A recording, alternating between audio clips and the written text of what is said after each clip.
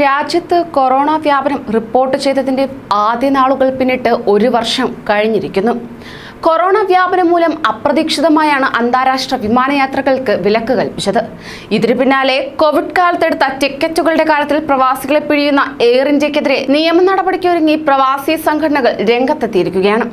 Ticket തുക ഒരു വർഷം പിന്നിട്ടിട്ടും കോടതിയുടെ വാക്കുമാനിച്ച് തിരികെ നൽകാൻ തയ്യാറാകാത്തതിന് പിന്നാലെയാണ് പ്രവാസികൾ പ്രതിഷേധവുമായി രംഗത്തെത്തിയിരിക്കുന്നത്.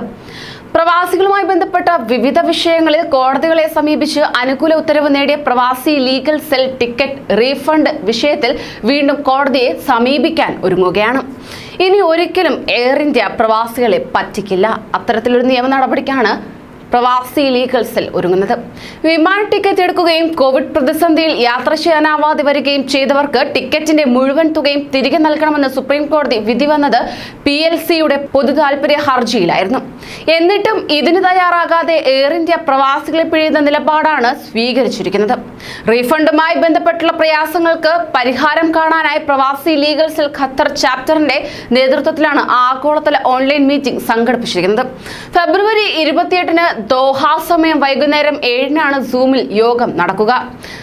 Meeting ID 8126057773, passcode 2021.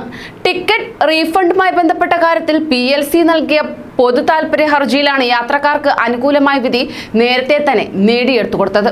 എന്നാലോ യാത്രക്കാർക്ക് ടിക്കറ്റിന്റെ മുഴുവൻ തുകയും റീഫണ്ട് നൽകില്ലെന്ന് ഇപ്പോഴത്തെ നിലപാടിനെതിരെ സാധ്യമായ നിയമ നടപടികൾ യോഗത്തിൽ ചർച്ച ചെയ്യുകയും ചെയ്യും. വിഷയവുമായി ബന്ധപ്പെട്ടവർ യോഗത്തിൽ പങ്കെടുത്ത് നിർദ്ദേശങ്ങൾ സമർപ്പിക്കണമെന്ന് കൺട്രി ഹെഡ് അബ്ദുൾ റൌഫ് കൊണ്ടോട്ടി അറിയിച്ചു.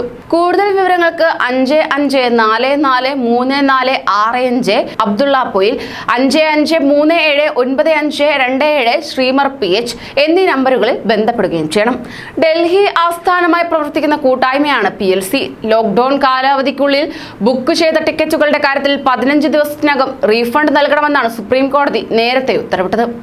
ഇത്തരത്തിൽ സാമ്പത്തിക പരാധീനത മൂലം വിമാന കമ്പനികൾക്ക് നിലവിൽ റീഫണ്ട് നൽകാൻ സാധിക്കില്ലെങ്കിൽ തന്നെ ഒരു ക്രെഡിറ്റ് ഷെല്ലിലേക്ക് തുക മാറ്റിവെക്കണം. യാത്രക്കാരന് വേണമെങ്കിൽ 2021 മാർച്ച് 31 വരെ ഏത് റൂട്ടിലേക്കും യാത്ര അനുവദിക്കണം. യാത്ര ചെയ്യുന്ന സമയത്ത് ടിക്കറ്റ് ഫെയർ കൂടുതലാണെങ്കിൽ തന്നെ ബാക്കിയുള്ള തുക അടയ്ക്കുകയും കുറവാണെങ്കിൽ ബാക്കി തുക റീഫണ്ട് നൽകുകയും വേണം. ഇങ്ങനെ മാറ്റിവെക്കുന്ന ക്രെഡിറ്റ് ഷെൽ തുകയ്ക്ക് നഷ്ടപരിഹാരമായി ജൂൺ 2020 വരെ 0.5% ഇൻസെന്റീവും അതിനുശേഷം വരുന്ന കാലാവധിക്ക് 0.25% ഇൻസെന്റീവും യാത്രക്കാരൻ നൽകിയിരിക്കണം. ഇങ്ങനെ മാറ്റിവെച്ച ടിക്കറ്റ് മറ്റൊരാളുടെ പേരിലേക്ക് മാറ്റി നൽകണം. നേരത്തെ ബുക്ക് ചെയ്ത യാത്രക്കാരൻ മരണപ്പെട്ടിട്ടുണ്ടെങ്കിൽ അയാളുടെ അവകാശികൾക്ക് എത്രയും പെട്ടെന്ന് തുക മടക്കി നൽകണമെന്നും സുപ്രീം കോടതി ഉത്തരവിൽ വ്യക്തമാക്കി. അതേസമയം 2021 മാർച്ച് 31-ന് ശേഷവും യാത്ര ചെയ്തിട്ടില്ലെങ്കിൽ ടിക്കറ്റിന്റെ മുഴുവൻ തുകയും റീഫണ്ട് ലഭിക്കാൻ അർഹതയുണ്ടായിരിക്കും. ഇന്ത്യയിൽ നിന്ന് വിദേശ കമ്പനികളുടെ ടിക്കറ്റ് എടുത്തവർക്കും റീഫണ്ട് ബാധകമാണെന്നും കോടതി ഉത്തരവിൽ വ്യക്തമാക്കിയിട്ടുണ്ട്. ഈ ഉത്തരവാണ് എയർ ഇന്ത്യ പാലിക്കാതെ നിൽക്കുന്നത്. വിമാന ടിക്കറ്റുകൾക്ക് റീഫണ്ട് നൽകുമെന്നാണ് കോവിഡിന്റെ ആദ്യഘട്ടത്തിൽ വിമാന കമ്പനികൾ വ്യക്തമാക്കിയത്. എന്നാലോ പിന്നീട് അത് മാറ്റുകയായിരുന്നു. ഒരു വർഷത്തിനുള്ളിൽ ഇതേ ടിക്കറ്റ് ഉപയോഗിച്ച് യാത്ര ചെയ്യാമെന്നാണ് പിന്നീട് അറിയിച്ചത്. എന്നാൽ പല പ്രതിസന്ധികൾ മൂലം യാത്ര ചെയ്യാനാവാതിരിക്കുകയും വന്ദേ ഭാരത് പോലുള്ള പദ്ധതികളിൽ യാത്ര നടത്തുകയും ചെയ്ത പ്രവാസികൾക്ക് നേരത്തെ എടുത്ത വിമാന ടിക്കറ്റിന് തുക തിരിച്ചു കിട്ടാത്ത അവസ്ഥയും ഉണ്ടായി.